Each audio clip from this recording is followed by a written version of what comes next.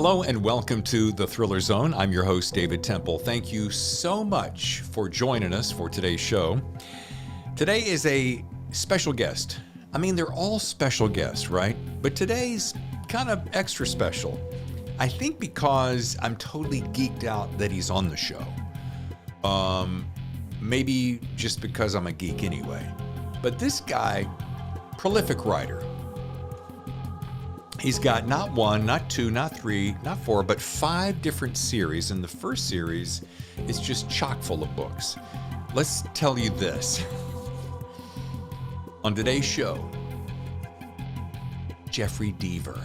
We're going to be talking about the final twist.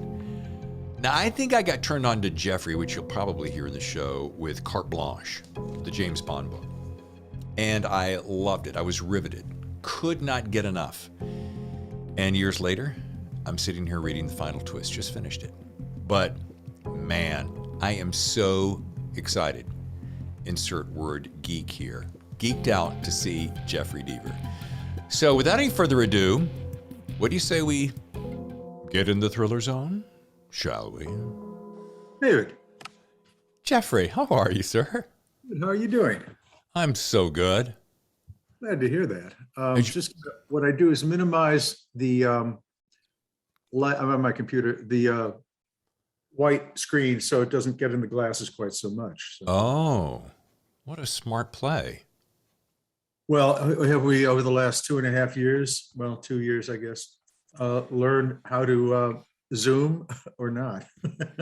Has this become like the new, is this going to be absolutely the new norm, do you suppose, Jeff?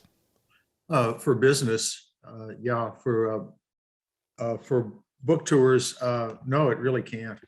You need to get out and see fans. And I've done a few live events. I did a big event in Italy live. I've done 3 or 4 in the U.S. I've had 10 times that in Zoom or other platforms like Crowdcast.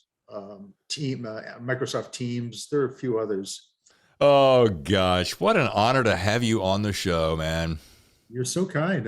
John Gilstrap speaks very highly of you. I guess you guys had a great conversation not too long ago, and so I'm glad we could put this together. Yeah, he is a hoot and a half. I mean, big thanks to John Gilstrap. But I don't remember. Oh, we were talking about cocktails, which we're going to get to here in a second.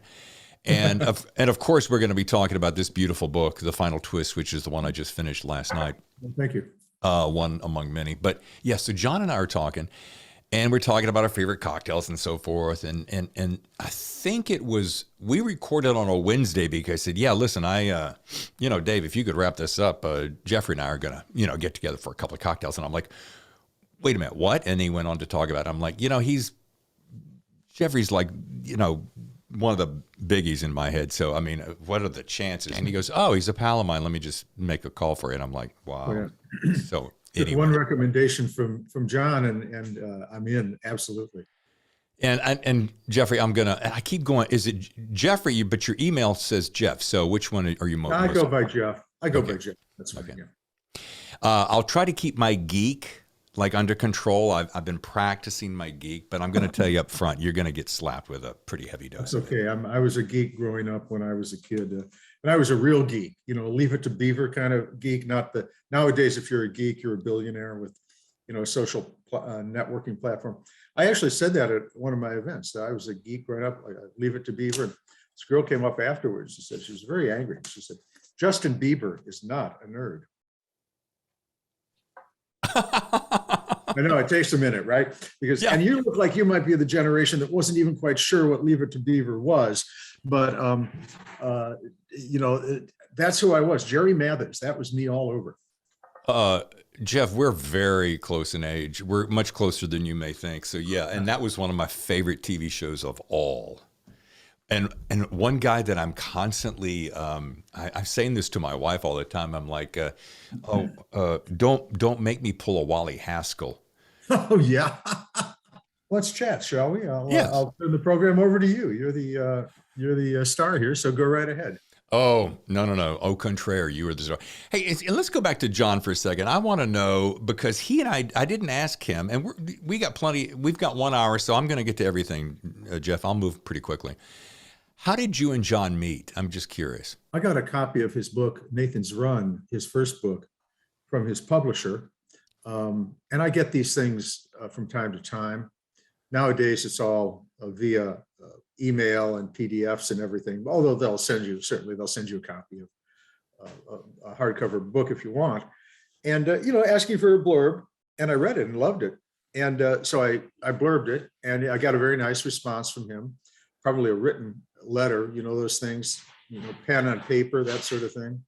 Oh, And yeah, in the old days. Yeah. And I, didn't think anything more of it. Very nice of him. And then I was doing a book signing in Springfield, Virginia, and he shows up with his wife and son, and to thank me in person. And we said, "Hey, you want to get dinner at some point?" And then it just went on from there. And we saw each other regularly, once a week when I was living in Northern Virginia. Well, I still do, but I'm here and now mostly in North Carolina. But even then, like once every 2 weeks, we'd get together for to chat, drink, maybe see a movie, and we just became really solid friends. Oh, that's so awesome. Without being too stalky, you're in North Carolina now, you said? Yes, that's right. And what part? Chapel Hill. Oh, okay. Yeah, it's probably the. Well, I mean, I like North Carolina. I mean, I'll just be honest. I don't have any problems talking about it. I'm on record as saying I kind of lean toward the left politically, and Chapel Hill, a college town like Ann Arbor, is or Austin is a really good fit for me. I was born in Winston-Salem. No kidding, really. I breed and show dogs in addition to writing books, although that's not a business, that's sort of a hobby. And I go to a dog show I think once or twice a year in Winston-Salem, and it is at like a fairgrounds place. It's a permanent fairgrounds, like a state fair. And I can't, well, it's not the actual state fair, but it's some agricultural fair, but very nice fairgrounds there. Yeah, it's been a while since I've been there, but yeah, Dad went to Duke. They're just down the road a piece. Oh, really? Yeah. Interesting. Didn't know that. Small world, isn't it? Isn't it? That's the truth. And then, oh yeah, last point. And then I spent like almost 20 years in Charlotte doing some radio shows and TV and film and so forth. So yeah, we got a few things in common there. Well, I'll tell you, it's not just the microphone and the studio setup, but you've got a voice for radio. You have a face for TV, but you've got a voice for radio, and that's a rare combination. Oh, thank you. Bless you. Thank you. Yeah, got a chance to exercise both of those. And before we jump off of the John connection, because John and I spent perhaps entirely too long talking about cocktails, but I know he's a martini guy. What's your cocktail of choice? I drink, I drink mostly Canadian whiskey, like Crown Royal, just on the rocks. If I'm going to have a cocktail, it'll be an old fashioned. Yes. Which is a, basically whatever kind of whiskey you want, Angostura bitters, sugar, and then a little fruit salad thrown in. And for my book, I wrote that James Bond book about 10 years ago, the carte blanche, licensed by the estate to do that. And I created a cocktail that James Bond drank in the book. What was Fleming's first Casino Royale? Casino Royale. Yeah, he created the drink called the Vesper. The Vesper. And that was named after his temporary girlfriend. Bond had a lot of temporary girlfriends. And so I created the carte blanche, and I'll tell you just a very fast story. Big launch of the book in London, of course, where much of the book was set, and also, iconic English hero. But the timing worked out to see the journalists. We met, not for breakfast, but it was like 9 a.m. And the publishing company had the idea that they were going to serve the carte blanche cocktails to the journalists, and I would have one too. And to be, amiable, I would sip a little bit. This was 9 in the morning, and to make it somewhat worse, the time zone, it was like 2 a.m, my time, Right. from America. But I think I remember some of my comments, but not too many of them. But the journalists loved it. But that's my cocktail story. Interesting note, if I may. Mhm. I was aware of you, but I'm 99% sure that Carte Blanche was the first book of yours I picked up. Mhm. So my apologies for not having read you sooner. Well, please, you and the rest of the world. So, But the minute I read that book, it's still on my bookshelf, and I'm like, wow, who is this guy? And then from then on, well, yes. And I started following you, and I don't remember the one I read next, but there was a long gap. And then, of course, jettisoning fast forward to now, I picked up The Final Twist. And the thing about this book, I'm still wanting to jump into it, but it's so complex and so layered that I said, now here's a guy who has been writing, do I remember this correctly? 11 years old you've been writing, or was that your first novel? No, I did start then. It was a short story at that age, but I've been publishing fiction now since I guess about 85 or 86, and full time since I guess 89. Yeah, I've been at it a long time. About 45 novels, about 80 and 90 short stories, and a few other projects along the way. And one of my favorite things I discovered, and I'm way ahead here on my notes, but that you're a country western lyricist. Now, what I love about that is, I've got that right, correct? Yeah. I spent about half of my radio career, about a third of my radio career in country music, which is hilarious because I didn't start out that way. But now country and country western, two entirely different things. Oh, absolutely. Yeah. And I love the biggest point I want to make is the thing I love about country music more than any other genre, and I love them all.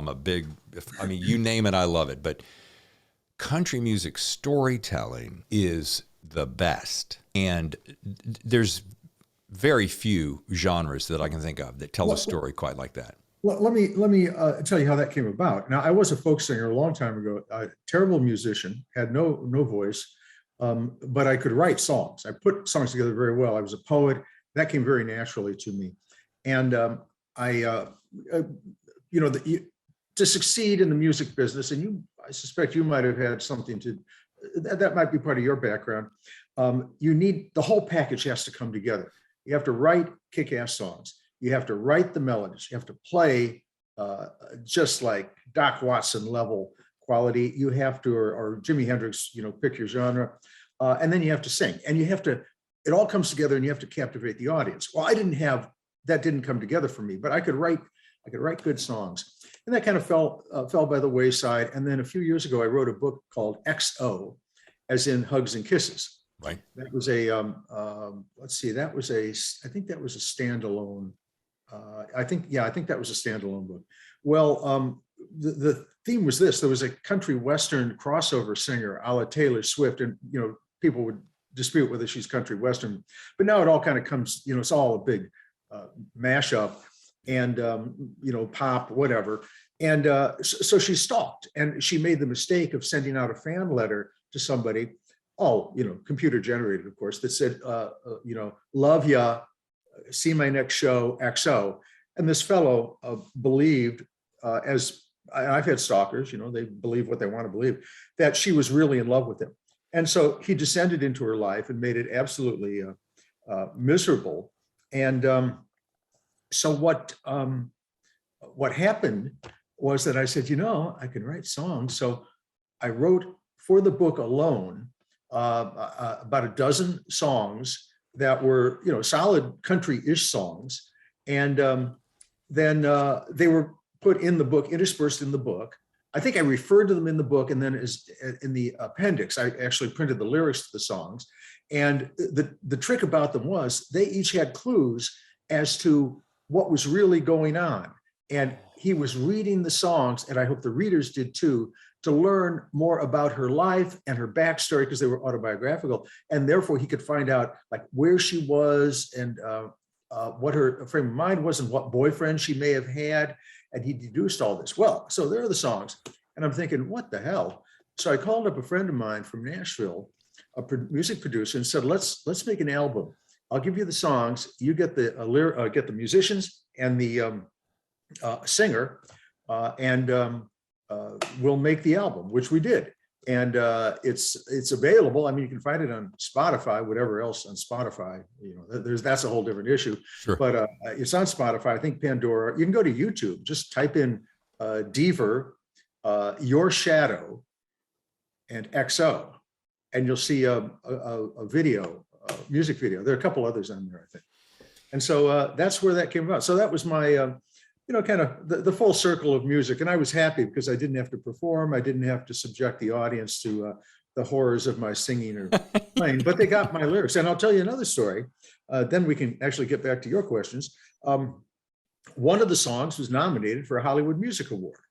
And that was a country western song, kind of a, I don't even know who it would correspond to, kind of an upbeat, there was a group that came to mind, I guess like Nitty Gritty Dirt Band, kind of a fast moving, happy song. And so I was nominated for the award. No, the whole song was, not just the lyrics. And it was probably the singer who was nominated. Well, who else was nominated? Kanye West, for whatever he had done. And so we were competing each other. And then I thought, I remember what he did with Taylor Swift, walking up and taking the Grammy away from her. And I thought, maybe I'll go to the awards. And if he tries to take that award away from me, he's not going to be able to do that. And then I saw a picture of him somehow, some magazine, he was, like, I don't know, the Atlantic, well, it wouldn't be the Atlantic, but some Vanity Fair. And he was without a shirt on. And that guy is like incredibly buff and cut. And so I thought, no, he can have the award. I just love that. I love stories like that. And I'm going to say it again, there's nothing like country music. And, I started out in soft rock, hard rock, pop, hot AC. And then one day I tripped into a guy hired me to do a country show, and it just clicked. And then I had the #1 country show in New York at one time. So no kidding. Which is no easy feat, by the way. Yeah, I'll say it's the genre has become so popular now. And just as one last aside on this, I knew him, but not very well. Steve Goodman, I was playing in Chicago. I was teaching music then, in fact, when he was around with John Prine, and he wrote a very clever song that has all the country western cliches in it. Yeah. It involves a pickup truck, a dog, a mother, a divorce, and apple pie flag. Yeah, exactly. Yeah, he was a great satiric lyricist. So. Oh, wow. Yeah. And this triggered a thought in my head. There's a certain ingredient that happens that makes a song catch. And having been around that business, radio shows for 25 years, you learn very quickly that there's a very specific, it's a science. Let's just figure it. There's a recipe. It doesn't just happen. And the same thing with a story, and your stories are indicative of this. There's this thing. I'm really intellectual by using the word thing, but I can't think of a better word at the moment. An ingredient, if you will, that makes a book sizzle, that makes a book go, holy crap, this thing is good, and it forces you to turn the pages. And completely sincere, you are a master of that. Well, if I may address that, because thank you, first of all, that is my goal. After 40 years of doing this, I wake up every morning, as I did this morning, as a matter of fact. I just finished my novel, turn that in, working on a short story now. Wake up every morning terrified that I'm going to disappoint the readers, and the corollary of that is that the readers are everything to me. And I think every day, every time, not just sitting down at the computer, but throughout the day, I think, is this idea going to work for them? Will this be boring? Will it be contrived, too far-fetched, too gruesome for the audience, or too ungruesome? I've had some complaints that some of my books are not violent enough, believe it or not. And so and so you may have intended to get to this later, but you can cut and paste or whatever. I'll just mention it now. I write my books according to a formula that I have created, and I have no qualms about referring to it as a formula. Why? Because we do not get into airplanes or get into cars that have not been built according to a formula. I mean, it's known as a blueprint in that case, but these are plans that have been made a long time, way before the final product is created. And so that to the extent that when a test pilot gets in an airplane, nowadays, back in the 1920s, it was different, but nowadays, he knows the plane's going to fly. It's like fine tuning at that point. Well, my books are the same way. Now, what is the formula for my books? Well, I put that in the context of defining what a story is to me, not to everybody else, but a story to me is a fictional narrative that involves living, breathing characters, fully fleshed out characters, good guys and bad guys, and good girls and bad girls, who confront increasing levels of conflict and increasingly difficult questions, which conflicts and questions are ultimately resolved at the end to the reader's satisfaction. Not necessarily, they don't have to be happy endings by any means. I mean, you could debate whether Breaking Bad had a happy ending or not, but it was a satisfying ending. And that's, so in my books, everything has to fall into that formula. Why? Well, for one thing, it's the kind of book I like to read. And I am a reader in addition to being an author. And practically, what does that mean? So a Deaver book takes place over about 2 days, 3 at the most. There are lots of internal surprises, reversals, that we'll learn at the end of chapter 4 that the cop we thought was a hero is actually a bad guy. And there are a lot of facts about different topics. My book, The Cutting Edge, was about the diamond trade. My book, The Broken Window, was about data mining. My book, The Final Twist, was about politics and corporate incursion into government. And then there's a surprise ending, followed by a surprise ending, followed by a surprise ending, because I have to have lots of those twists and turns, because I think readers like that. So that's that in a way, to the extent I've been successful, is because readers become consumed with the story and read it quickly, I hope, and then close the book. And ideally, they have a little bit left over to think about, such as that geopolitical thing I mentioned about the politics and corporation. But basically, I want it to be a good time, a roller coaster, and then pick up my next one. Wow. Okay.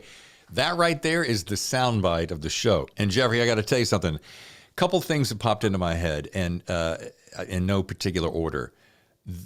And I was grinning because it happened. I can think of 3 specific things in my head right now. There's probably 4 where I got to a chapter at the end, and I'm like, I literally laughed out loud because, oh my God, I'm like, he got me, because I thought it was going this way, chugga, chugga, chugga, chugga, and it was this way, or that person was this.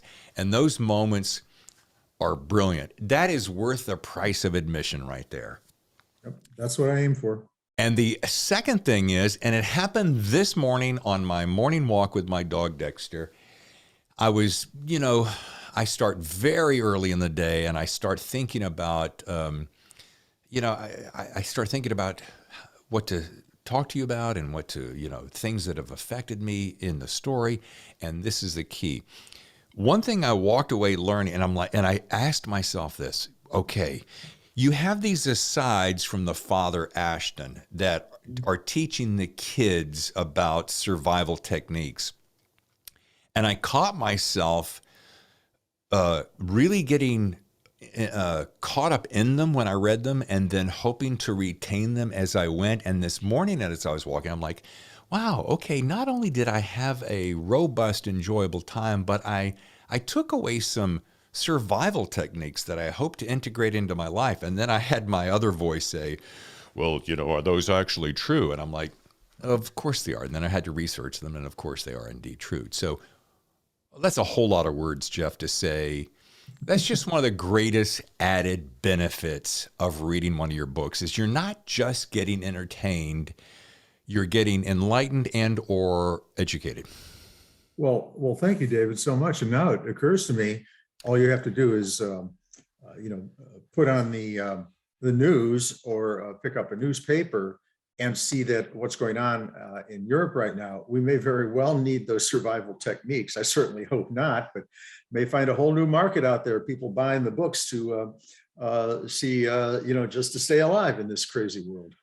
Yeah, my mind goes to Jack Carre, who's quite a survivalist and a renegade writer. And, I pick up a lot of stuff from his books as well. I want to ask this, back to your formula, which I absolutely love. This is going to be best part of the whole show. In that formula, and it makes so much sense. It's not just, what is that triggered that triggered my thinking? Was the way that you flesh out the characters. Oh, here you go. And you force them to make a decision and or evolve themselves into their situation. And it's not just oh my gosh, so-and-so happened and then it was terrible. No, but you force them into situations or they are forced into situations where they have to survive and learn a lesson, which is, kind of complex. Does that make any sense? Oh yeah, true. They have to do that or they have to die, because that happens occasionally too. Right. Interesting you mentioned the characters. I have always been a plot-driven author. I can talk about my preparation process, all the, creating that blueprint. That's the outline. I'm an outliner, and I probably am the most, on the negative side, obsessive compulsive. That puts a little, diagnostic and statistics manual take on it, going in one direction. The other thing is just devoted to outlining, and I certainly am that. And the plots are very carefully constructed. But I heard something on NPR not too long ago. I shouldn't say not too long ago. It was before I wrote The Never Game, the first in the Colter Shaw series. And I think this was a neurolinguist or a neurologist or someone who said this, and it was very important. She said that the part of our brain that creates connections with the real people in our lives, our lovers, our husbands, wives, our partners, our children, our parents, our good friends, and the bad guys. The guy who cuts you off on the highway, that evil boss. The part of the brain that creates this emotional feeling within us is the same part of the brain that creates a connection with fictional characters. There's no difference. So the more realistic and fleshed out, as I say, the characters are in your book, the more readers are going to respond to them. And therefore, when you put them in peril, the readers are going to follow you. They're going to be sitting on the edge of their seat. If you create a villain that has, for instance, my hairstyle, a ponytail, and a black leather jacket, well, that's the villain. We know that right away. That's the thug villain. Or you create a guy who's head of a pharmaceutical company or an oil company, that's the villain right away. No, that doesn't work. You've got to create backstories for all of those characters. Even the bald ponytail thug, we need to care about him. The villains are the heroes of their own stories. So we have to do that. So when you mention the characters, that's a very important point. So the plots are absolutely important, vital. But I have increased the visibility and the depth of my characters over the last probably 4 or 5 books. Does this stuff result in better sales? I don't know. That's not data that's available, but I know in my heart and in my brain, my analytical left side brain, that readers are responding to those characters better than they would if I had just glossed over them. Yes, because one does, the reader, care about them. They're even in their brokenness and or their devilishness, you create something that makes us care about them in some form or another. So they're not cookie cutter bad guys.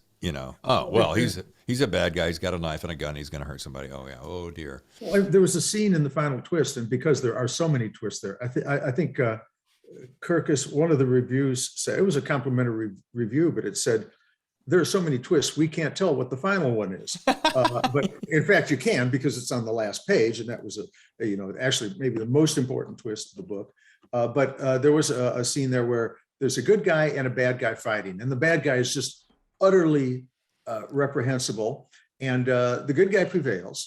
And the bad guy had an associate, and the associate, when he or she learns of the death, is I can't say mortified, but taken aback. And you can see in their face that they're diminished now, because this utterly reprehensible person has gone. They've left that life now. So that's the kind of connection that I like to create. Mission accomplished. By the way, and you stole the line from me, because my very next thing I was going to say, I've talked to several people on this show. I know that John has mentioned this. I know Meg Gardner, mutual friend, has mentioned this. Meg said that there's I'm pretty close to quoting this, no one on the planet who crafts a more elaborate, deeper outline than Jeffery Deaver. And then I heard either her or someone else said, you may write up to 100-page outline for any particular book. Is that right? Oh, that is true. And I do outline more than any author around the world that I've ever met, largely because my books take place over that short period of time. There are 3 subplots, and they intersect, they come together, and then they depart, they come together again. That requires a lot of choreography, a lot of examination of the time, and the other thing about outlining is this. And I'm an advocate when I teach courses in writing, and I tell my students that, again, this is writing subjective. Whatever works for you works. However, if you're inexperienced or you've never written before, it's very, very helpful and efficient to know where you're going to go. Joyce Carol Oates said, you can't write the first sentence until you know what the last sentence is. And I firmly believe in that. It doesn't have to be the exact, last sentence, but, you have to know basically what the ending will be. And what happens often is that a writer, it could be an experienced writer. More often it's an inexperienced writer, gets a great idea. And what I mean by set piece, a really bang up, it could be like a big car chase, a big assassination attempt, or it could be something emotional, like a big confrontation between two lovers. And that's the opening scene. And in my case, I would write that down, put it up on a bulletin board, and then work on the outline. Well, what happens though, is that somebody gets a good idea like that, and they sit down and they're so excited that they bang out that first chapter in hours or a day at the most, 2,000-3,000 words, just bang, out it comes. It's hardly any effort at all. And then they keep going, the second chapter and the third chapter, now we're up to 60, 70, 80, 100 words, 100 pages. And then things slow down a little bit. And then maybe let's call it 225 pages, you hit that brick wall, you stop. You have no idea where you're going to go. You don't know what the middle is. You have no ending. And you keep staring at it, and you think, and all you can think of is like a cliched middle, scenes like we've never seen before, right? I'm being sardonic now. Sure. Like the captain has a big fight with the hero detective and takes his gun and badge away. How many times have we seen that? Like 50,000 times. Right. We look at the ending, and there's no ending. You have to bring the villain who we haven't met yet. He just comes out of left field. And so now you've got, and remember, our job is to give the readers are our gods. We cannot give them anything less than a perfect emotional experience. Right. So you've done that. You've spent your 6, who knows, maybe 3 months, 4 months creating all that. And you're confronted with 2 choices. One is and you're going to guess my take on this, the morally cowardly, intellectually dishonest approach, and put in that bad middle, and put on the cliched ending, and send it off to your readers. Or you can do, okay, you know, this is coming, the intellectually honest, the morally upright, courageous thing, and throw out every damn word, every single page, get rid of it, dump it, and start something new. Because if you can create a good set piece beginning for a bad novel, think of the great set piece beginning you can make for a good novel. Now, okay, let's say we turn to my case, and I have a little yellow Post-it note that says brilliant set piece chapter. That's all it says. I know what it is in my head. It goes in the upper, I guess, I don't know how the cameras work in this, but it's going in my upper left-hand corner. Okay. And then I start filling in. I take Post-it notes, and I think this is the outline process. And I think, okay, I don't have to go serially. I can jump into the middle. I think we need a body in the middle. That'll be good. And I think the villain down here, I don't know where the villain's coming from, but okay, here's the villain, and he is defeated by the let's say, the detective's assistant. That's kind of a twist at the end. The detective doesn't get it. The detective's assistant gets the bad guy. And I start filling in these Post-it notes. And now it's where I'm a week into this, 2 weeks into it, and I'm staring at that. And this is where I hit the block. This is where I realized that the middle is just garbage and there's no ending. So what do? I wad up, 5 cents worth of Post-it notes, throw them out, and start over again. What have I wasted? A week or 10 days. Outlining is just so much more efficient, and you don't waste time. And the other thing about outlining is this: writing is hard. Writing is physically demanding. Sitting for a while, you get fidgety, but you have to do it. I mean, I stand sometimes. You have to be in the same position, but it's psychologically, intellectually, and physically demanding. So my theory is, let's make it as easy on ourselves as writers as we can. And one of the things that makes it easier is to be able to jump around in the outline and write a scene that you feel like writing. Now, I can't see too well. It's a sunny day. It's a beautiful sunny day here, and in North Carolina. And I'm actually working on a long extended short story right now. And because it's a nice day, the dogs will be out in the backyard. I may not feel like killing somebody in my story. and that's actually, to be serious about it, that's where I am in this story I'm working on. I can save those for gloomy days, or when I'm irritated with politics or something like that. But see, I can jump around, and that makes it much easier. And so the world is divided into plotters, that's outliners, and pantsers, as in seat of the pants. And George R.R. Martin doesn't outline Game of Thrones. Stephen King doesn't outline. I think we cannot dispute the fact that they're successful and create an emotional response with readers. But I think some people's minds can do that automatically. Mine doesn't. I'm very scattered. I jump around a lot, and to tell a coherent story, I need that process of moving things around, looking at them. I don't know if you know the concept heuristics, Heuristic. I've spelled it wrong, but you get the idea. And that's the process it's kind of an engineering process. It's a problem-solving process that means trial and error. And that's, you finally come to a solution by just trying things out. And that's how the outline process works. If I tried to do that in a novel, it would be a nightmare. I'd have to throw out or rewrite maybe hundreds, at least dozens, maybe hundreds of pages. Now in the outline, if I say, in chapter 2, I really need to introduce another principal player. And in the outline, I write new principal player on the Post-it note and stick it in there. If I've written half the book, that means I have to go back and rewrite that 400 pages. And that's no fun. Jeff, that was a great explanation. My brain was spinning at hyperspeed. So I want to see if I can recount all the questions I had.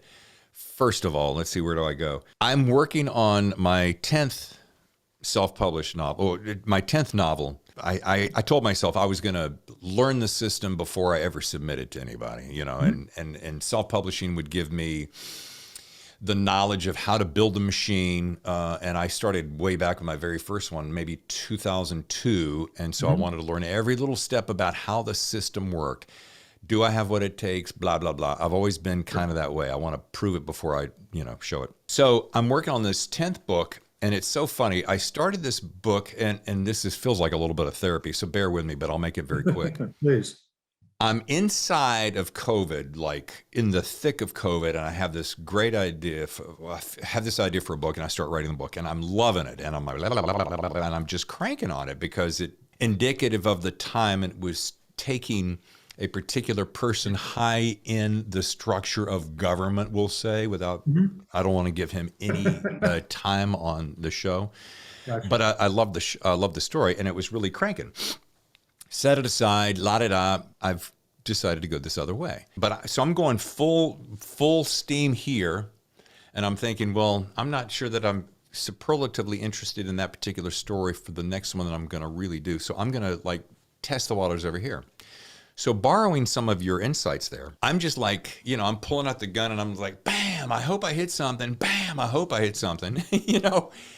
I realized, and this is a process of about 9 months of this very thing. And I'm like, at 9 months, I'm like, I don't like the way this thing is going. And I should have planned accordingly and really laid it out. So in the last week or so, I've really kind of taken some of your insights without knowing it, having now just met you, and said, man, it's way better to try to make this trip across the country if I have a map so that I kind of know where I'm going to go. I know where I'm going to end up. Okay, easy. But do I want to use interstates or back roads? Do I want to be scenic or just get there faster? I'm a big fan of that. And I just read a book recently, a downloaded book, something about take your pants off. And it had to do with... And the whole thing is take your pants off, stop being a pantser and being a plotter, and how to break down that system very easy. And it's a brilliant little book. I'd love to impress you by telling you the author, but I can't at this particular moment because I'm too spinning in my head. But I talk to people who go, oh, no, dude, I just sit down, the inspiration washes over me, and I just go. So what happens when you hit that dreaded second act, middle of the book? Yeah. And you're not sure where to go. Yeah, and that's there is something to be said, and in your particular case, there's no reason why you can't outline what you've got and put the bullet points in front of you now, and then just consider that. Well, what do I do? What do I do from here? I've done that. I mean, I've outlined books I've written, my earlier books, to see what I've done wrong and how I could have improved them, and several of them I've actually rewritten and published again according to the my results of the outlining. So you can certainly do that. And again, one thing I should say, people have been concerned that the question is, so where's the creativity? Where this sounds so analytical, but you have to understand that that a work of art, I'm going to include art in the lowercase, generic sense here. Art is anything created. Sure. You have a creator, maybe a musician, maybe a painter, maybe a writer. It's something that's created for an audience, and your mind goes into as you know, as an author, your mind goes into an entirely different place, and that creativity embraces both structure and form and the content. I just wrote a short story for Amazon Original Stories, and I published there in addition to the traditionally published books. Oh, and you do? And it's a short story. I'm not going to give anything away, but a killer leaves clues in the forms of poems. And they're legitimate poems they're real poems that I've written. I mean, they scan and they have the rhythm and rhyme and so forth. And the clues are in there. A poem is a perfect example. There's the structure of the poem. And I don't like, free verse. I don't like just throwing things out. Just because you have uneven lines doesn't make it a poem. There has to be that brilliant structure to it. The Robert Frost structure, the T.S. Eliot structure. Yeah. But then there's the meaning, what the poems mean as well. Well, it's the same for us. So I look at the outline as the structure, and then I get into the content, the substance of it. I mean, you can picture Beethoven, my favorite classical / romantic era composer, who is writing his symphonies. I don't know if there's a pantser or a plotter, but I suspect that at one point he had those huge manuscript sheets in front of him, and he wrote down somewhere, put adagio here. He doesn't know what the adagio will be, but he says, put adagio here, or put the andante movement here. And then he goes on and does other things. And then he thinks about it for a while, and then he writes the movement. He knows where it's going to go. He knows that it's an adagio, a nice slow piece, but that's when the creativity comes in. So an outline does not negate creativity by any means. And in fact, when you think about the artist, now I'm talking capital A, and let's talk about Beethoven or Rembrandt or Da Vinci, they are looking at the entirety of what they're creating, and they produced on time for a commission according to a structure and form that the audience wanted. Why should a writer look at that any differently? I mean, we're business people. I make my living writing. I've always made my living for writing. I've never written anything. Aside from like introductions and maybe a little analysis for a literary magazine or something like that. That I do gratis, but everything else I've written is for money. It's a job, of course, and so that means I have to be very attuned to the market. And just like Rembrandt and Beethoven and Jackson Pollock or Picasso and so on. And if that wasn't a high horse answer to a simple question, David, I don't know what was. Forgot the question. No. A couple of things come to my mind, and it makes me wonder. Do you feel or see a real big separation between thriller and mystery? I've always wondered that because, I know, for instance, you served as president of the Mystery Writers of America, and your books, in my world, in my mind, are really classically thriller. So I've often wondered, do you think there's any really big differentiation between those two, or do they kind of meld together? Sure. Yeah, there is a distinction.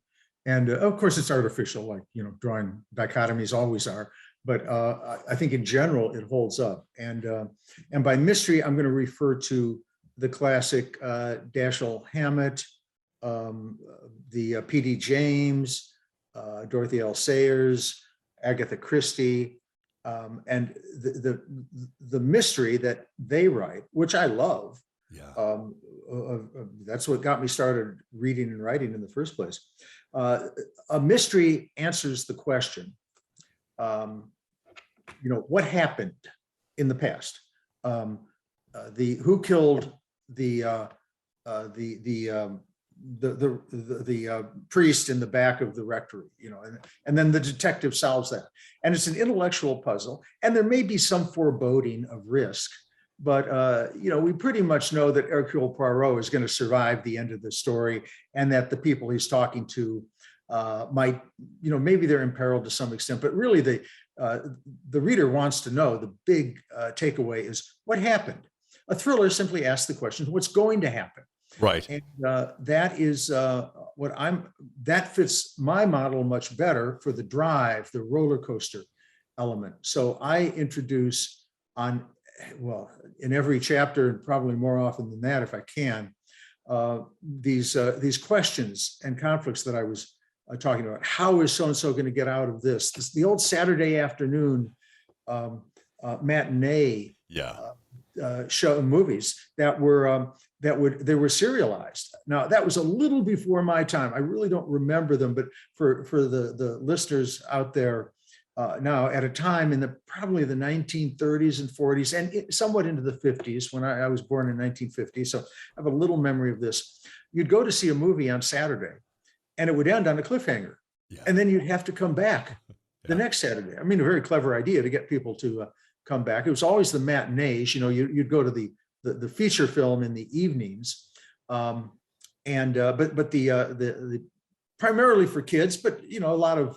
And they were mostly men in the audience. They were Westerns, they were sci-fi movies, some crime, but it would end on that high note. And that's what I like. That's what I do. End on that high note, and then resolve the question at the end of the chapter. But you have to do it pretty soon. That's a judgment. If you leap right into the next chapter, you're going to diminish the surprise. If you wait 3 chapters to resolve the conflict, readers are going to get mad.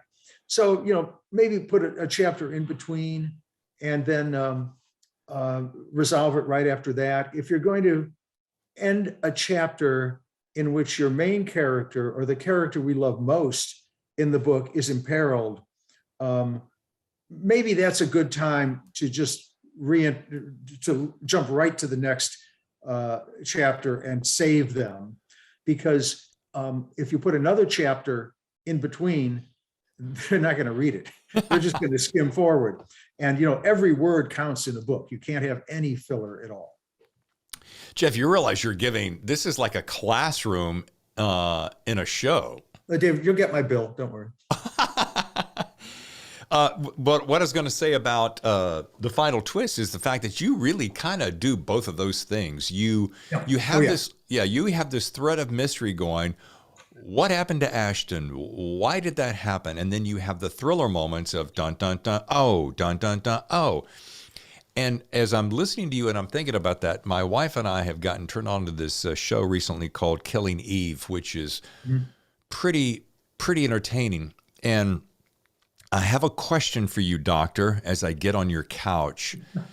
Is the fact that I'm starting to call scenes, we'll be watching the scene, and my wife has gotten to where she actually appreciates it now. She kind of first wanted, don't ruin it for me, but now she appreciates it because she's learning something. I'm like, okay, wait, this is going to happen right now. Jeffrey, it happens every time. So here's my question, Doctor, as I lay back and ask for a tissue. How do you feel about that? Okay, please keep going. What makes you feel drawn to that, David? What do you think it's good that I'm calling those? Do you think, I think because I'm so hyper analytical, do you think that it's good that I'm calling it because I'm understanding story better all the time and it's just kind of my own personal confirmation? Or, Doctor, do you think that it's so riddled with cliche that I'm anticipating the cliche? And if that is the case, then I feel like a chump because is my mind thinking in cliche? Well, I thought the question was going to be about marriage counseling because I've watched some things with my partner, and she says, stop that. And I don't do anything except body language suggests that I know what's coming next. And so it's, I guess, in answer to your question, a broader answer, let me put it this way, a broader answer is that when we, dip our toe into this business of creating any kind of story, we know crime. I assume yours are crime-oriented novels. There are you lose some things. You lose a certain naivety about enjoying that allows you to enjoy shows on the air. And the other thing I found is that I get, I'm extremely critical, and I will just stop watching a series if something becomes not credible to me. And I'll give you an example, and I don't want to mention any director's names or the movie's name, but there was one scene where in this film, I thought it was an overrated film in general. I didn't think that it was too long, for one thing. No movie should be more than like an hour, and I don't know, maybe an hour and a half. But anyway, it was too long. The plot was incomprehensible to follow. A lot of set pieces. But there was one scene where this very, very sophisticated killer, a hitman, did something stupid that resulted in his death. And the first thing I thought was that took the character away from me completely. I didn't believe in the character because this hitman would not have done that. He would not have left the gun outside the bathroom door, and maybe I've just given something away. But if he's such a brilliant hitman, then why would he do that? Why did he do that? Because the scriptwriter needed a convenient way to eliminate him, whereas it could have been easily handled by having the character who came into the house and saw the gun there and took it and killed him just reach up in the cupboard and get a gun of his own that was hidden there and shoot him. But it's things like that that will take me right out of the right out of the story, and you can't do that. You have to be with the characters in the story all the time. The one thing that did not fail to hit the mark every show of every season was Breaking Bad. I was with every single character at every point. There was humor kind of risks, fourth wall-ish kind of wink, wink, nod, nod, taking you out of the story, but never there. That's kind of my model for good storytelling. And I mean, this is true about books as well. There's scenes in books that you can see coming, and you can see that, oh, they needed to fill this in. Like I was reading a book once, and two characters are talking, and the one says, it's kind of out of the blue, and one who's the detective, it's an amateur private eye kind of person, says to the other, boy, don't you love that Singing in the Rain movie? It wasn't that, but something where the scene where he slides down the staircase and keeps dancing with the umbrella. And he says, yeah, isn't that great? I just love that scene. Well, of course, the point of that was to prove that the fellow the questionee had not seen the movie as he claimed he had as an alibi.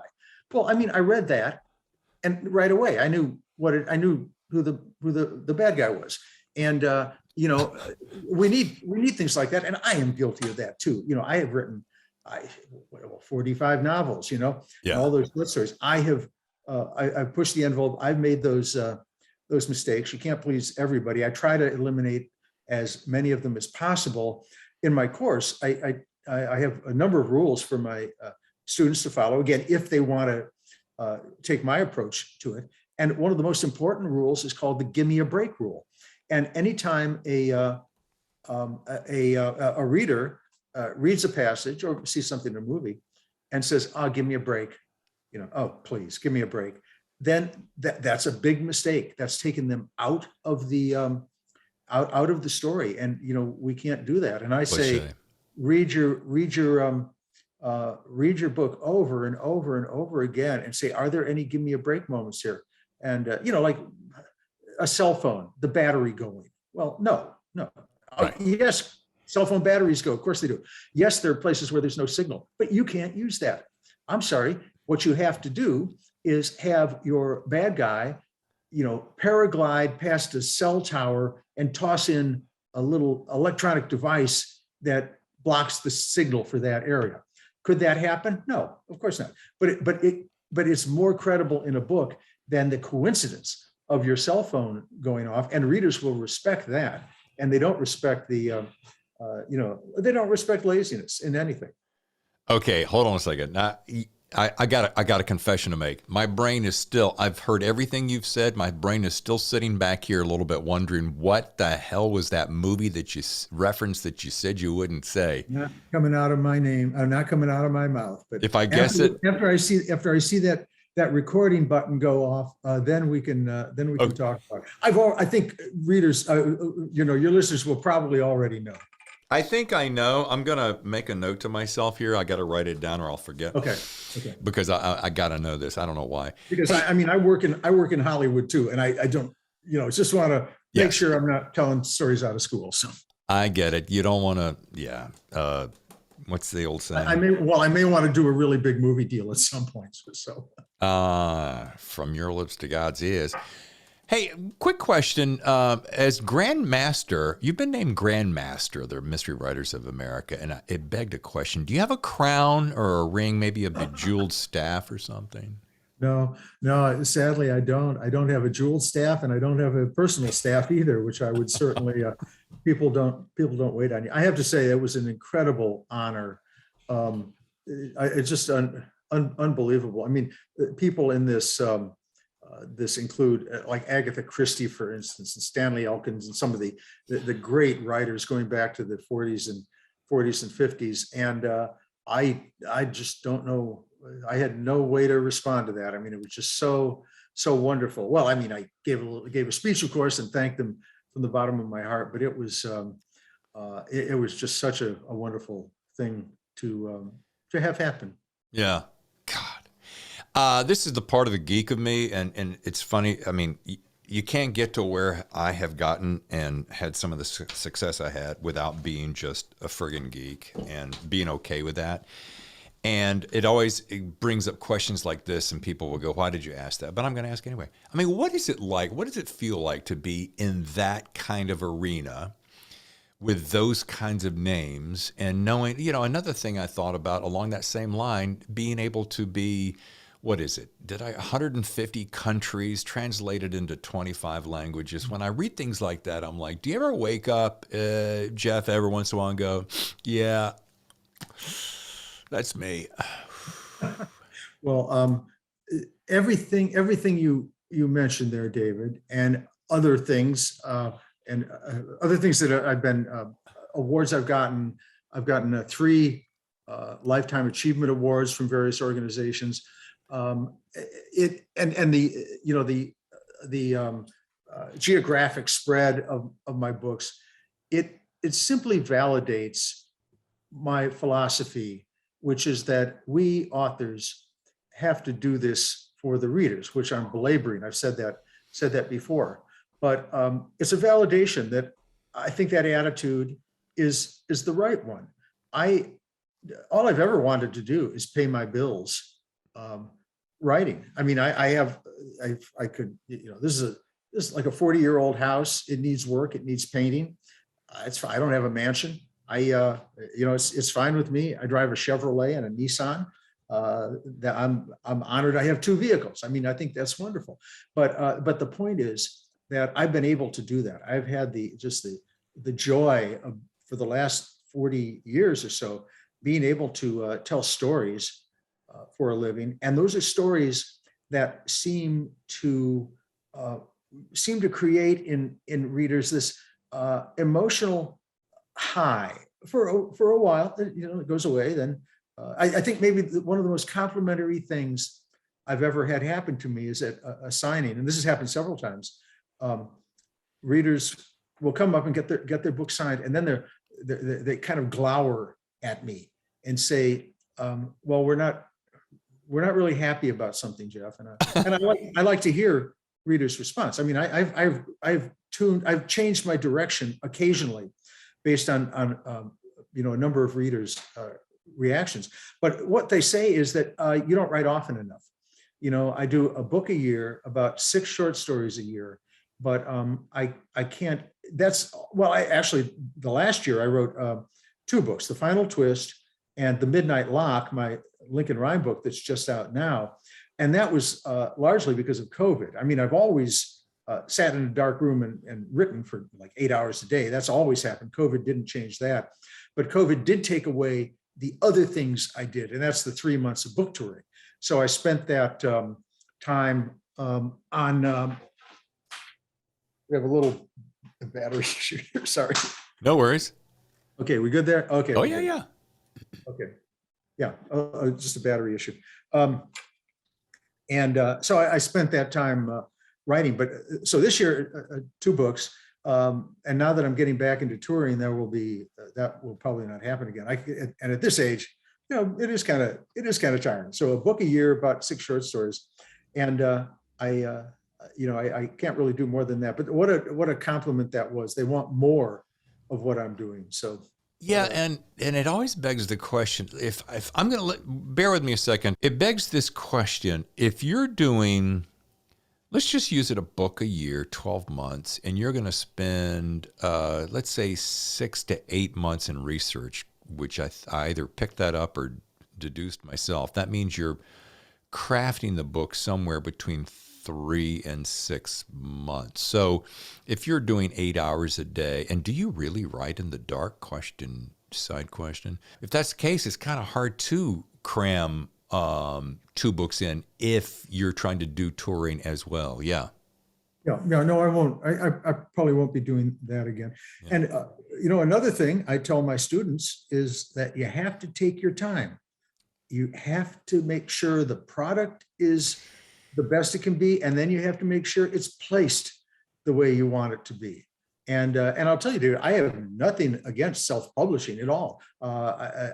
Shakespeare's folios were self-published. There was no publisher for those. He performed them, but so there's no stigma attached to it at all. But one thing I found among my students is that they write really good books, and they just don't take the time to get it to an agent or a traditional publisher. And whereas if they did, I know it's disappointing, it's frustrating, but if they just kept at it, they might have that venue if they chose that. I mean, some people like self and hybrid publishing for the control and the increased income, potentially increased income. That's perfectly fine.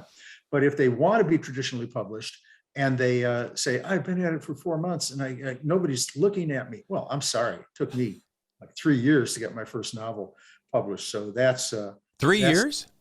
Yeah.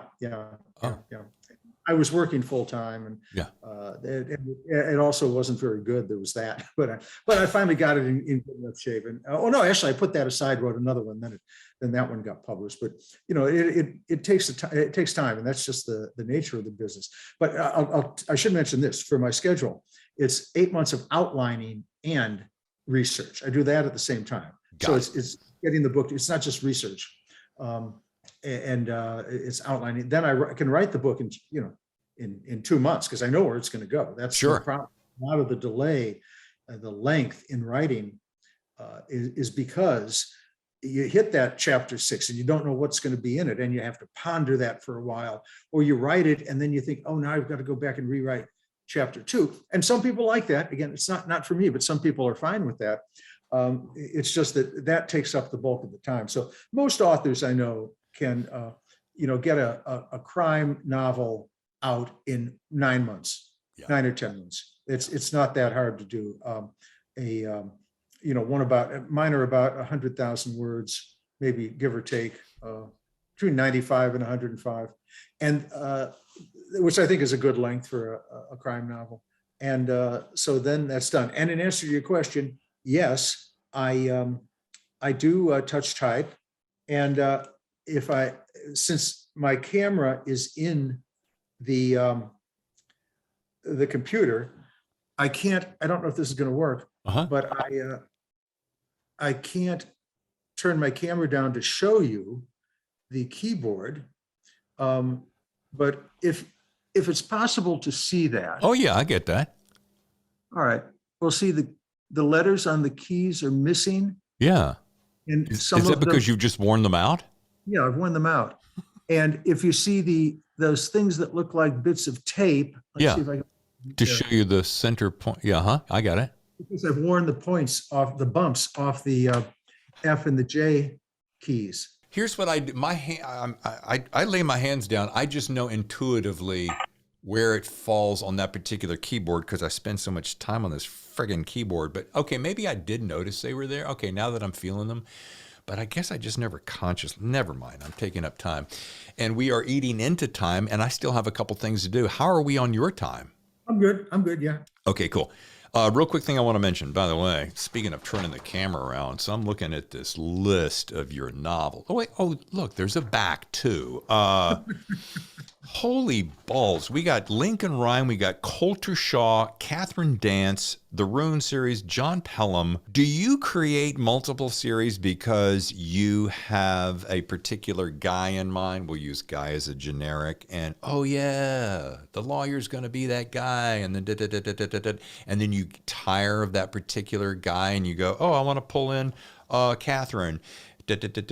And I mean, do you do that for breadth of range? Do you do that because is it attention span? Do you just go, oh, I have so many different stories? And because look, when I look at this list, you got oodles of Lincoln, You got 3 with Colter. I know a 4th is coming here in November, and then you got, there's a question in there somewhere. No, I've got the question, David, and the answer is it depends on the content, what I think is a good idea, a compelling idea to write about, and that's one thing it depends on. The other thing it depends on is the market. Now, I think in general, series are better for readers because readers want to spend time with the characters they like. I know I did. James Bond, Travis McGee, Dashiell Hammett wrote the Sam Spade series, and then like Lord of the Rings, which is, I was a geek as well. I liked some fantasy, and that was not really. There were 3 books in the trilogy. You can kind of look at it as a series, and so that's my goal, to create the series. But there are some topics that simply would not fall into a series book. For instance, my book, A Garden of Beasts, set in Berlin in 1936. That's a historical book. That was by nature a standalone. My book, The October List, that's a book that goes backwards. We open with page 1 is chapter 36, and then we progress backward in time.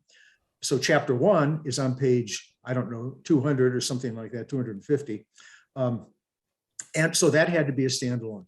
Now, as far as the Lincoln, Colter, and Kathryn go, that simply is based on sales, on the market. People love Lincoln Rhyme books. Colter Shaw I've decided to create a good market for Colter Shaw, so he is going to be here. Continuing, I've written a number of short stories for him too, and he's well received. People do enjoy him, and he's the antithesis of Lincoln. They're not going to step on each other's sales. Kathryn Dance I loved, but readers didn't. Many readers are very, very loyal to her, but they didn't want her. I think maybe because she's a linguist, she's a body language expert and linguist, and she pulls out a gun and she shoots people. But I think it wasn't that, and the books move very quickly. But I think that just didn't have the dynamics that readers like. Now she will come back. I have a books outlined, and that may be a smaller second book a year, written primarily for the readers who want her. So I look at the market and look at the story idea, and then assign it. But I will continue to write Lincoln Rhyme and Colter Shaw forever. Kathryn will come back. I have a standalone I just finished. That could not be a series, and so that will be in the mix somewhere. Well, it's not going to be a series, correct me if I'm wrong, unless it does tremendously well or your agent says, hey, wait a minute. In which case it will be welcome to #1 in the series on the cover. That's what. Did I mention I'm a business person? Yes. Yeah, thank you. Hey, little inside scoop. Is my math correct? Lincoln Rhyme practically every year, well, you skipped a couple here and there, beginning in 97, which, by the way, we can't have a conversation with Mr. Deaver and not talk about The Bone Collector. I love the movie, by the way. Sure. I have written a book a year. What I mean is for Lincoln. Yeah. Oh, I've interspersed those. There's not been, I've done the standalones as well. So. I did see something somewhere, I got to mention this, about somebody thought that there was a little bit too much violence in Bone Collector, or something about a rat or something. And I'm like, and in today's viewing, it's kids talk compared, to some of the stuff. I keep going back to, the adverbial clause when I teach my students this or that, but I think it's instructive because it kind of gives you an idea of my mind. I say one of the big give me a break moments is violence, and in fact, in my books, we see very little violence. People die, people are injured, but it's almost all off camera. I also have no violence against children, no violence against animals, no sexual violence. I think I shot a dog with rabies or distemper, and I still took some flack for that. But anyway, that it's not like Old Yeller. I'm not going to kill a dog gratuitously just to get somebody's a reader's sympathy. And because I think Alfred Hitchcock is my model. And we didn't see anything violent. We thought we did in Psycho, but we didn't. We saw the knife and we saw Janet Leigh screaming and we saw the blood, but we never saw her being stabbed, much less worse than that. And, there've been just terrible, terrible instances of graphic violence in books and in films. And what I feel about that is, it's like the killing the dog, or I'll certainly imperil children, but I won't kill a child. It's like a failure of creativity. Yeah. The author or the filmmaker just doesn't want to spend the time to create the suspense that Alfred Hitchcock did. So they settle for the extended autopsy scene, or the killer, we actually see the killer stabbing or sexually assaulting. I don't know if I mentioned it. I don't put any sexual violence in my books either, because these are supposed to be fun. These are roller coasters. And right. How much fun you can have? Only so much fun in a crime novel when you're afraid to see what the serial killer is going to do next, flaying skin off or something like that. We don't like that. We don't want to read it. We want to know that somebody's imperiled, and then we learn that they may die, but we want it to be a healthy experience, not a dirty experience. My grandmother had a great expression about movies and TV shows and books. And she said, that's a dirty dishwater TV show. Yeah. Meaning that, of course, that it left her feeling unclean. And, and this is back in the 60s and 70s. And certainly there was, violence on TV, but maybe she'd see a movie and, like Bonnie and Clyde, Arthur Penn's wonderful film, MASH, Robert Altman's wonderful film. And there, of course, violence was necessary. These were allegorical films. That was fine.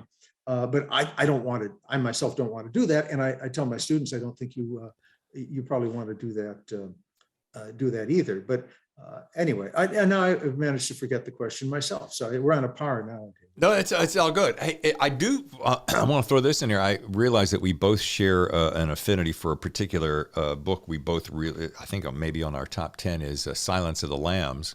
Oh, yeah. Mm-hmm. Tom Harris. Now, there's a guy that opened our psyche to something that we probably had never seen before. I'm just going to go out on a limb there and say that.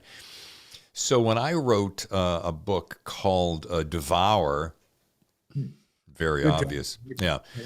yeah, that was loosely based on a similar feel, because I have a really dark, perverse imagination. I knew I liked you. Yeah, it's pretty sick.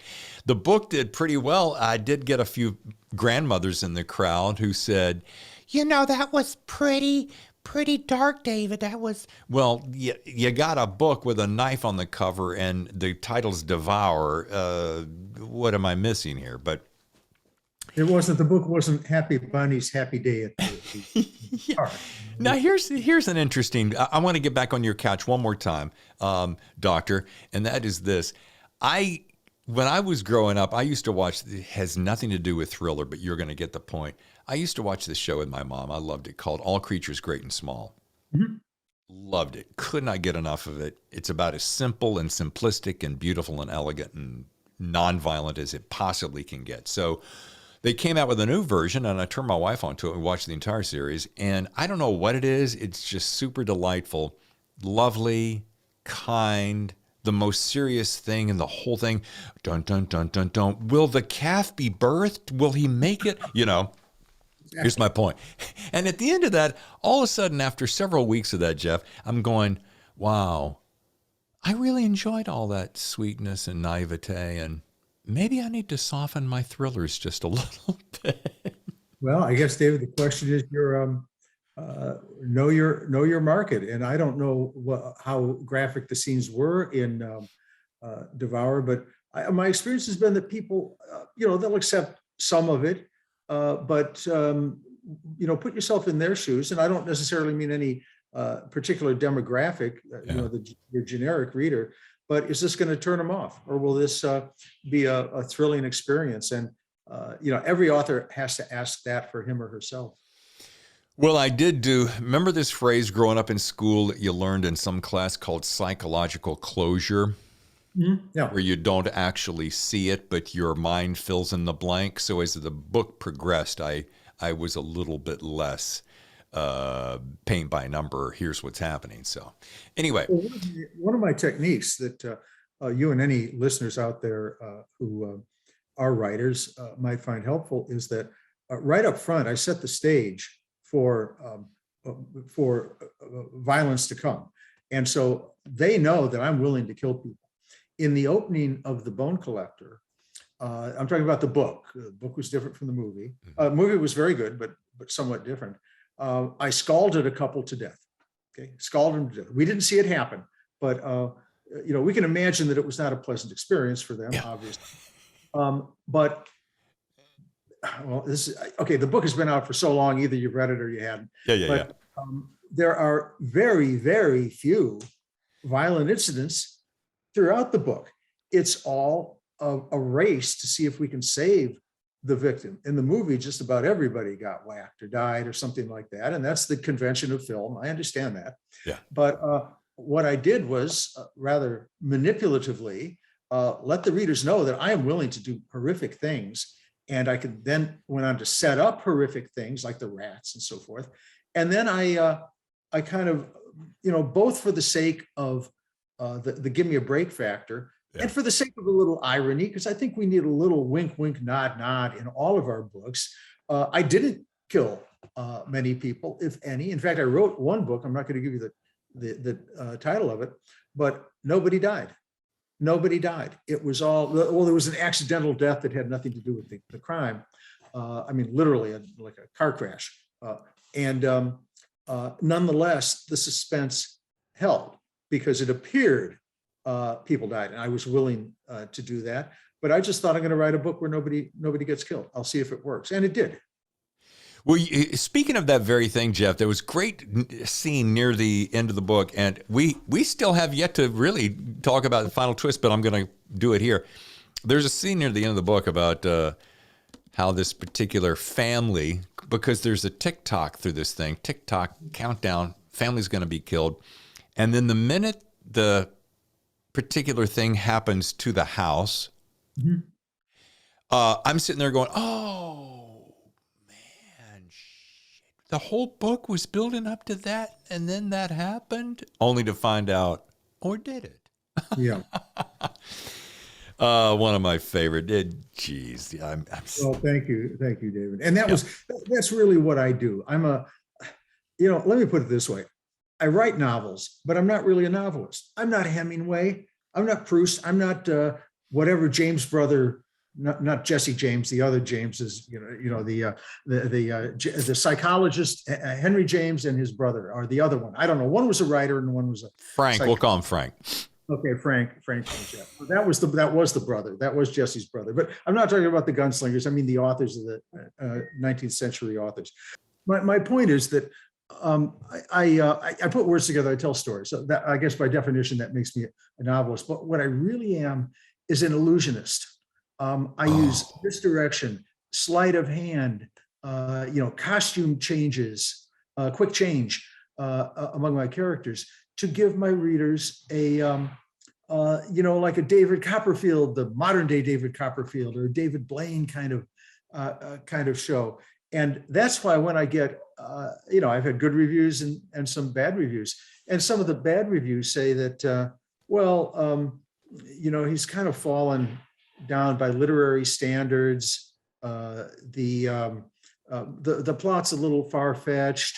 I can't get into this. Well, that's because they're thinking Proust, or they're thinking, or I'll actually name a name here, a wonderful writer, George Pelecanos, who writes serious books about crime, inner city crime and gangs. He worked on The Wire, for instance, that kind of book. And those are meaningful, important crime books with, important lessons about society and justice.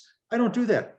I'm here to do whatever I can to get readers to turn pages and at the end of the book laugh and say, never saw that coming. Like the dove flies out of the seat in the fourth row of the auditorium, and how did the dove get there?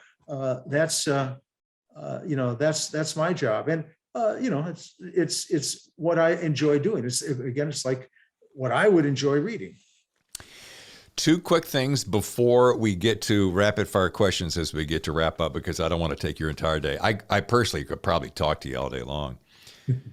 So that I don't spoilerize this thing, you want to give Jeffery Deaver's The Final Twist. By the way, side note, your covers, especially the ones of late, this cutout, I don't know what you call it, but all a long string of them have been like this, and the colors are bold. I love your colors, Jeff, and your covers. The art department does a very good job on that. Wow. Okay, so we can tempt people to go pick up The Final Twist. Give me that tasty little blurb that doesn't give it all away. We call this the elevator pitch. Yeah. That is describe the book in the time it takes to get from the ground floor to the like the publisher's offices on 28, whatever it is. The Final Twist is the third in the Colter Shaw series. Colter Shaw is a professional reward seeker. He goes through the internet, looks at some papers and sees that a reward has been offered for a missing person or by the government for an escaped prisoner or a criminal that the police can't find.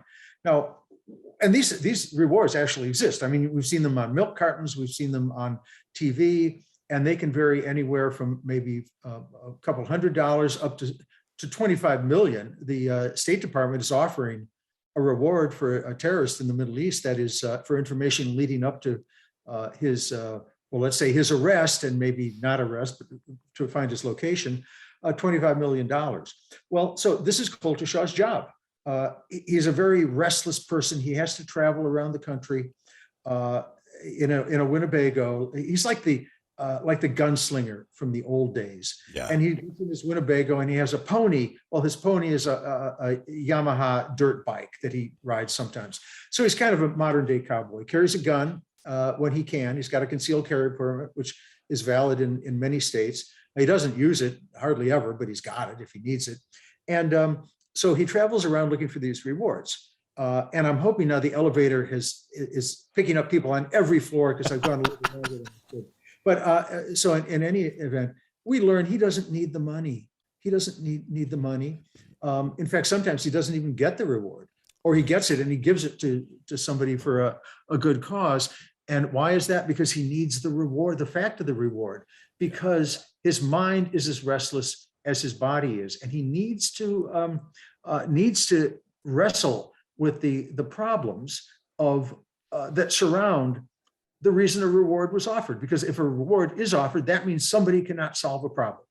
Yeah. They cannot find the teenage girl who's run off. They cannot find the serial killer. They cannot find the prisoner who cleverly escaped through a drain pipe from a prison. And so he gets on the case. In The Final Twist, well, I should back up just a little bit. Colter Shaw grew up in the Sierra Nevadas in a compound with his family, his mother, his older brother, younger sister, and father. Mother and father were brilliant and distinguished academics at a school I don't mention, but it's basically Cal, University of California at Berkeley. Yeah. But then his father discovered something, and he had to flee.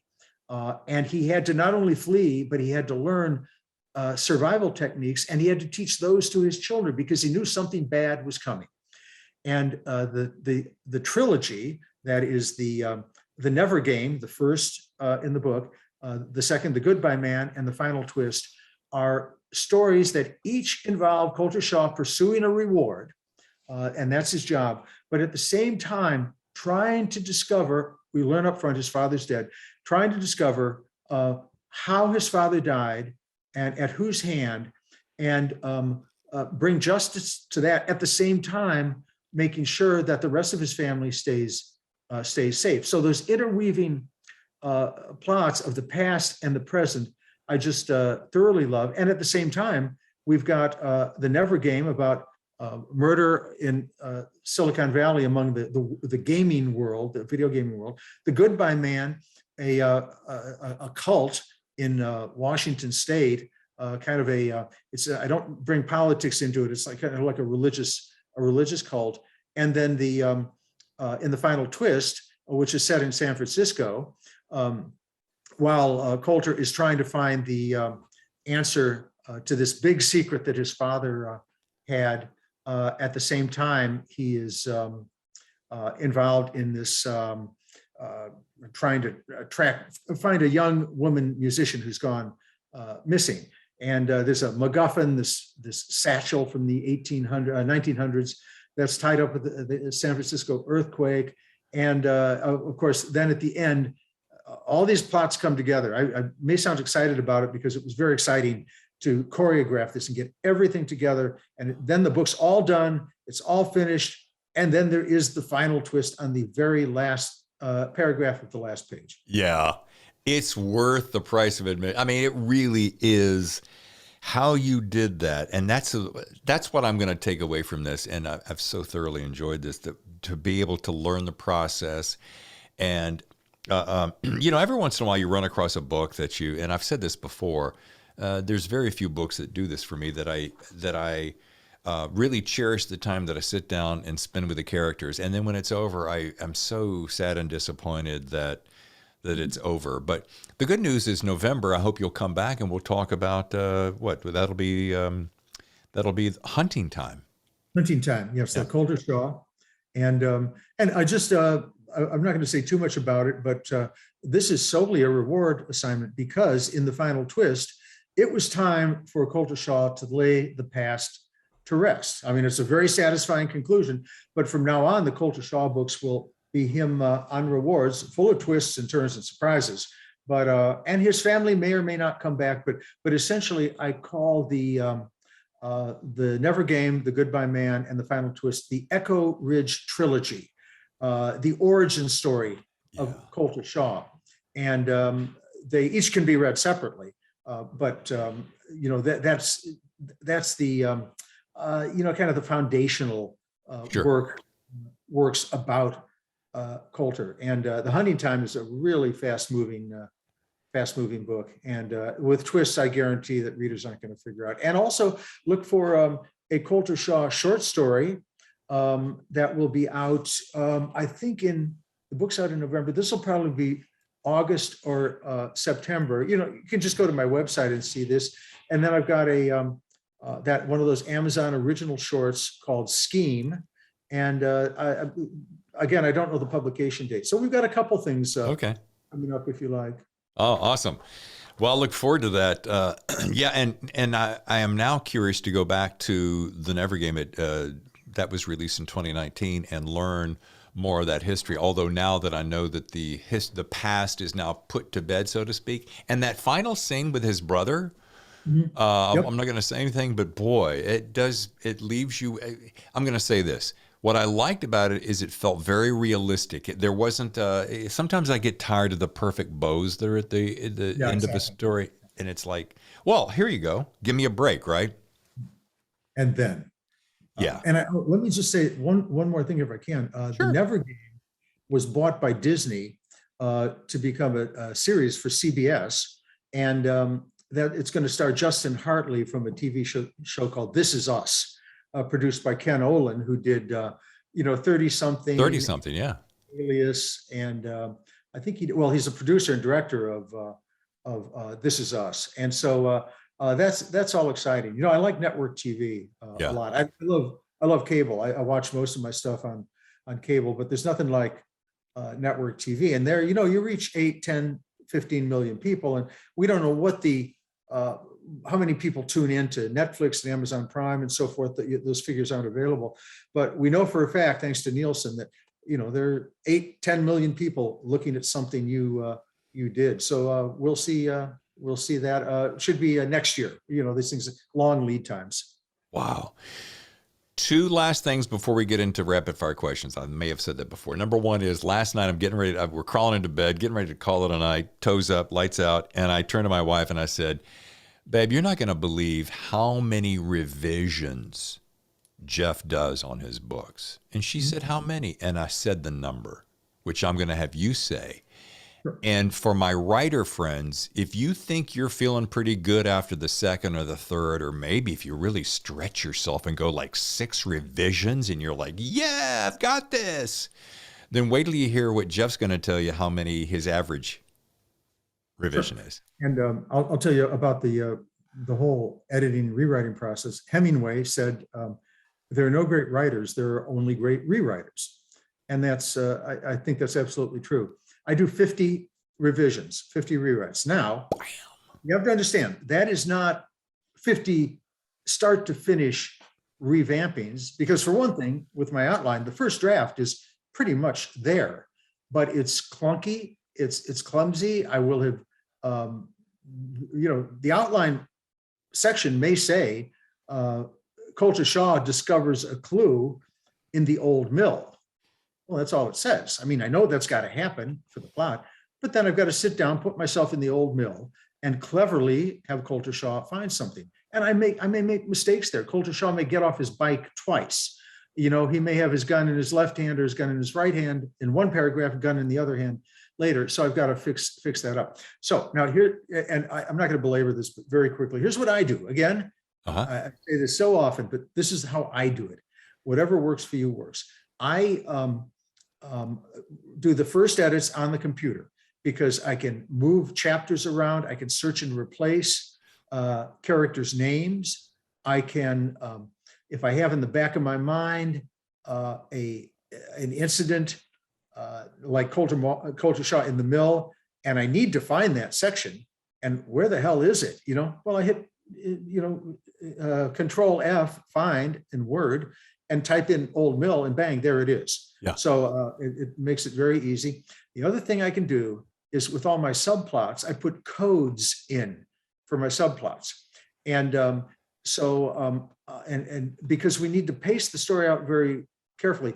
And I might find that in the outline, the pacing works perfectly, but when the text is actually created, maybe the chapter becomes much longer than I thought or much shorter. So for each of my subplots, I put a very simple code in, and it would be like, 4 ampersands or 4 question marks for one, 4 question marks for another. And I don't know, maybe 5 numeral 5s for one. And so when I want to see where those all appear in the book, I just I search ampersands, 5 ampersands. It takes me there. I hit the search again, takes me to another one. I think, oh no, this is too far away. I thought this would work, but no, this is like 4 chapters away. We've got to get back to that. So anyway, that's the computer. Wow. That's very good. Mm-hmm. But then you have to print it out and edit the next stages on on paper. And it's like 25 on the computer, 20 on print. And then because we see things on paper that we didn't see on the screen, it just happens. I don't know. It's something about the physiology or the morphology of our eyes and the physiology of, the neurology of our reading process, and mistakes jump out, and you'll have to change that. Yeah. And then what I do, I have a program called Natural Reader, and this is not product placement because I don't get any money from them. I actually, I bought it. Although there's a free version. I think it has ads, but I didn't want the ads, so it's free. And I just load that. I turn my my manuscript into a PDF. I just save it as a PDF. Load that into Natural Reader, and have Natural Reader read me the book word for word, and I follow along on my written manuscript word for word with a pen. And I find lots of typos. I find lots of mistakes there. I'll find I forgot to put a period in here. I put 2 commas, and it makes for a much cleaner manuscript. So yes, in answer to your question, I rewrite a lot. Now, there's some authors who will write a chapter and then revise that 10 times before they go on. Everybody rewrites. I just find that's the method that's worked for me. Okay. All right. Yeah, I'm one of those guys that tends to, I'll write for the day, and then I come back and start my day by reading what I wrote and then kind of finesse it and so forth. Okay. Last question that just is burning a hole in my brain, and you've kind of, you've kind of given it to me for the last hour and a half. But if I said, Jeff, just give me that one thing, what's the one best piece of advice for working writers to make it in this business? What would that be? Well, I can't give one piece of advice. I would give. You're allowed up to 12. Go ahead. I'll do a trio here. I would say plan out what you're going to write. You don't have to outline the way I do, but you have to plan out what you're going to write. Remember, your goal is to create an emotional response in the reader, and what you, as the writer, take out of it is irrelevant. In other words, we'll just assume, take as a given, you enjoy writing. Because if you don't enjoy doing it, you have no business in this business. So just remember, your goal is not to satisfy yourself, not to make yourself happy, not to grin because you've written a good passage. You should pat yourself on the back, and you should grin when you know that you have created a great emotional response in the hearts of the readers. And number 3 is remember that rejection is a speed bump. It's not a brick wall. Just keep at it. That's beautiful. I love that. Very succinct, very concise. By the way, that elevator pitch earlier, it was World Trade Center that we were going to. That was trade level. Yeah, exactly. Yeah. All right, it is time for rapid fire questions. Side note, your buddy John Gilstrap really rocked this feature, so no pressure there. No, I do terrible at him. Outliner. He's a pantser. You see, I'm an outliner. I take the questions and write them down and study them and research them. But go ahead, I'll do my best. All right, this is going to be really super easy. And by the way, that's right. I just now remember John is completely a pantser, but his books, it's so funny. It goes back to this: what works for you, right? All right, number 1, you're invited to a dinner party with me and my lovely wife. This is a classic question on the show. Here in San Diego, everything's taken care of. All you need to do is bring 2 guests. You can bring your esteemed partner if you'd like to, but we bring 2 extra guests to round out our gathering. They can be living or past, but they're 2 people you'd love to spend an evening chatting with, along with Tammy and myself. Who would those 2 be and why? I would pick John le Carre. I mean, he's no longer with us, but Sure. We kind of transcend that. Le Carre was my favorite thriller writer, and he's not a thriller writer. He's a espionage writer, but his books transcend the genre. They are literary works and examine geopolitical issues. This man was so talented. He not only wrote incredible and long books, very involved, brilliant, perceptive views of human nature and government and politics. He was a great stylist. He put words together very well. And damn it, when he had his books done on tape, well, tape then, but audio now, Sure. He read them himself in a brilliant voice in, get this, English, French, and German. So if that's not intimidating, are you and Tammy still sure you want to have him there? Because he might kind of take over the. All right, and I guess, oh my gosh, I guess the other, there are just so many wonderful, wonderful people. But I'll keep it with a literary theme, and I would have Bill Shakespeare come because I consider him the greatest writer, the greatest writer in the history of the world. I also will say that my great, whatever he was, some ancestor, Edward de Vere, Deaver, 17th Earl of Oxford. I don't think he claimed it, but it was claimed that he wrote Shakespeare's plays. And I had a cousin who believed this, and it's not true. I mean, it simply is not true. Shakespeare wrote his own material. Conspiracy theories, fake news, even back then. So that's my answer to that. Question 2, please. And I like the fact that you called him Bill, because you guys are that tight, right? We're close. Yeah. My pal Bill. All right. Number 2, rapid fire question. One of your latest thrillers has just been picked up by Hollywood. Let's call it The Final Twist, since I just finished it. Okay. And you've been asked to consult on the film, of course, but the part of the deal is to make a cameo. You have to make a cameo a la Alfred Hitchcock. What character from The Final Twist would you play and why? I would, there's a very exciting set piece in the middle of the book. And I can't give that away, but it takes place in a club. I will say that. And it's a very scary, consuming kind of thing. Yes. There is a character who is briefly alive until he meets his fate. That's who I would play. But I should back up. I did play a cameo on TV. I'm in the Actors Guild. And I was on a soap opera called As the World Turns. And I played, that happened because the producer of the show was a big fan of mine and just asked me if I wanted to be on the show. And I thought, cameo, I'd walk on like Hitchcock. Oh no, I was delivered a stack of scripts this big. I was on the set for a week acting, and I did my own stunt work. I was killed, thank God, at the end.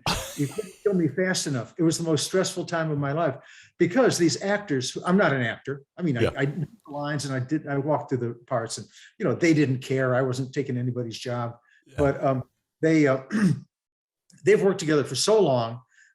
They used the script as kind of a jumping off point. Well, to me, the script was set in concrete. I was waiting for the line to be led to me, and I didn't have the fed to me. They didn't have the line, but finally I worked that out, and it was a lark. So that's an answer question. From now on, I'm just being dead bodies. All right, our final rapid fire question. It's a three-parter. What's the one piece of equipment, the one beverage, and the one book you can't live without, or at least that you love having around? So, piece of equipment, beverage, book. Okay, the one piece of equipment is my computer. Sure. Because I live on my computer, and I showed you the lack of keys. And I shouldn't. It's any computer, not just this. I'm not sentimentally attached to this one in particular. My beverage would be Crown Royal, the Canadian whiskey, which I absolutely love. And the book I can't live without. Oh my gosh, there's just so many of them. I guess the one I keep returning to most often is the collected poems of T.S. Eliot. I will read, I'll go back to a thriller like Silence of the Lambs, which is one of my favorite thrillers. Sure. I'll read Day of the Jackal. I'll read, Michael Connelly's Harry Bosch character, love him. I'll read Jack Reacher, Lee Child's character. And those are wonderful, wonderful books, but I'll read them, then maybe a year or two later, I might go back to them. But poetry, I love poetry is magical, and you can lose yourself in poetry. So I guess that's how I'd answer it. Of course, the more Crown Royal you drink, the less the poetry makes sense. So I don't know, that might be a self-defeating goal. I do have a question, though, now that we're on that, and I won't take too long about it. There are guys who are whiskey drinkers like Kentucky, Kentucky whiskey and that bourbon and so forth. What is the magic about Crown Royal, do you suppose it is for you? Because those are distinctly two different camps. Oh, yeah, definitely. I love bourbon. I drink bourbon as well, but it's a different different flavor, of course, sure, but also a different experience. Many of the bourbons are very high alcohol, and I prefer lesser alcohol. Crown Royal it's a little sweeter, it's a little milder, and it's like I guess 40% alcohol. It's 80 proof, I think. It's not the high stuff like the bourbons are, but it's simply a different taste. I guess I would probably, it's like with wines. I love wines as well. You might start with I'm sure you or certainly some of your listeners out there know wines. So you might start with a Riesling, a light white, and then for the next course you might go into a Chablis, which is a white Burgundy, Chardonnay based, a little stronger. And then for dinner, you might have a nice Cabernet or a nice Pinot Noir going for red. Well, so Crown Royal would kind of be a starting cocktail. It's a little sweeter and lighter. And then you might have, after dinner, maybe with a little cheese or something, a nice Blanton's or Knob Creek or Woodford Reserve, Angel's Envy, some of those wonderful beverages. Awesome. All right, I better run off now. I've got another thing to jump to, but I can't tell you how much fun this. I could go for another hour, David. I'll tell you Yeah. that right now. Jeffrey, I mean, come on. This was the highlight of my week, and I thank you so much. And I know we've really gone long, but I really do appreciate it. Oh, well, my absolute pleasure, David. And I'll be talking to John fairly soon. I will thank him so much for putting us together. What a great time. What a great time we had. All right, you take care now and enjoy your dinner party with your wife, whoever's there. Thank you. Okay, bye-bye. See you now. Oh my gosh. Was that incredible? I think I've set a new record. Almost, is it 2 hours, this particular podcast? I mean, I could have talked to Jeff for another hour or two easily. And I didn't even get to finish because he had to run off to another event. But if you'd like to learn more, visit jeffreydeaver.com. You can follow him on Twitter and Facebook at Jeffery Deaver. And you can follow him on Instagram at official Jeffery Deaver. But the book is Final Twist. And oh boy, you're in for a special treat. Now, switching channels, if you will, to next week. Another prolific writer, someone I was not aware of, but I am getting into reading the book right now. The book is called The Matchmaker, and we're talking about Paul Vidich. Let me tell you something. This book, let me do this for you. Crime reads, quote here, an insightful, thought-provoking story. In short, this promises to be one of the year's premier spy novels. Do you like spy novels? You're going to love this. Another favorite here by LitHub, a richly detailed work of investigative crime writing, perfect for fans of procedurals and spy fiction alike. If you like Cold War spy thrillers, you're going to love The Matchmaker, Paul Vidich. That is March 17th. Quick note, for those of you who have not gone by and subscribed yet to our YouTube channel, would you do that? Wouldn't take but a quick little second. There's a little red button on the right-hand side called subscribe. Go to youtube.com/David Temple Author and subscribe. And that way, every time a new episode drops, you'll be alerted of that. Of course, you can also go to our website, thethhrillerzone.com. And of course, you can always hear us on all of your favorite channels, Apple, Google, Amazon, Spotify, Stitcher, iHeartRadio, you name it, we're there. And thank you for supporting this show. As you know, it takes a lot to put these shows together. And without you, we wouldn't be able to do it. So I think we've got our marching orders. I hope you make it a great week, and we will see you next week. I'm David Temple, your host. Thank you so much. We'll see you next week on The Thriller Zone.